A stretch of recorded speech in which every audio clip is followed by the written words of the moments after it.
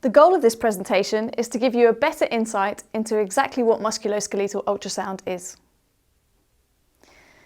If you were to search the literature for information, you might find several synonyms. For example, echography, sonography, ultrasonography, and ultrasound.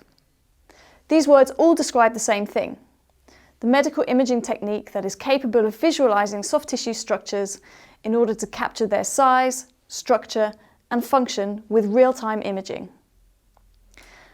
In this course, we will use the word ultrasound. There are different fields of ultrasound, each one looking with its own view at the human body. Two examples are cardiovascular ultrasound, which looks at the heart or the blood vessels, or abdominal ultrasound, which looks at the internal organs. Since you have an interest in the musculoskeletal system, you're about to learn the theory of musculoskeletal ultrasound.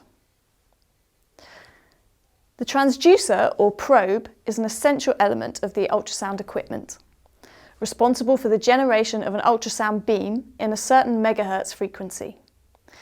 This beam is sent into the body and goes through various soft tissue layers like skin, fat, muscle, and tendon.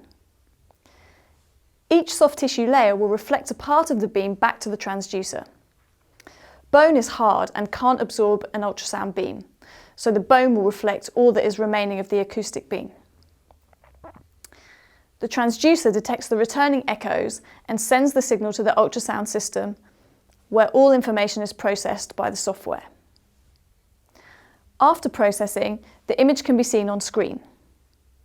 The whole process of sending, receiving, and processing happens so fast that there is no delay. All structures can be scanned and visualized in real time. Let me show you a few examples. In this slide, you can see an ultrasound scan of the upper leg. A transverse view of the femur and all four quadriceps muscles can be seen. Each muscle belly is covered by bright white fascial structures, the epimysium. On top of the four quadriceps muscle bellies, we can see a horizontal dark zone, which is the subcutaneous fat. Here you can see an ultrasound scan of the ventral infrapatellar region, showing several types of tissues.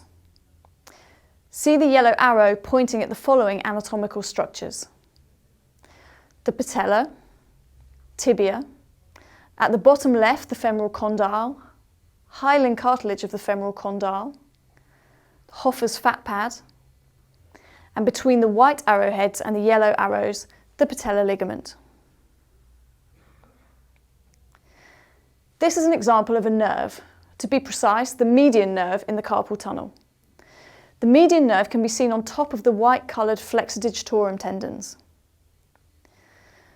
With ultrasound, one can observe the median nerve both statically and dynamically.